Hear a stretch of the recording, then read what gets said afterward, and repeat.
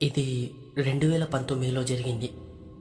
నేను అప్పట్లో చిత్తూరు జిల్లా దగ్గర ఉన్న ఒక పాత ప్రభుత్వ హాస్పిటల్లో నైట్ సెక్యూరిటీగా పనిచేస్తున్నాను. ఆ హాస్పిటల్ పేరు ఇప్పటికీ చెప్పను. ఎందుకంటే అక్కడ ఇప్పటికీ నైట్ డ్యూటీకి ఎవ్వరూ నిలబడటం లేదు.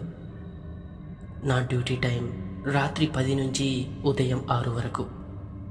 మిగతా గార్డ్స్ అందరూ కొత్త బిల్డింగ్లో ఉంటే నన్ను మాత్రం పాత బ్లాక్కి వేసేవారు.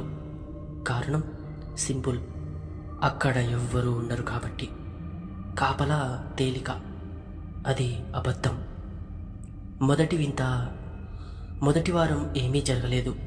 రెండో వారం ఒకరోజు రాత్రి సరిగ్గా 12:47 పాత బ్లాక్ 2వ ఫ్లోర్ నుంచి ఒక మెటల్ ట్రే నేల మీద పడిన శబ్దం.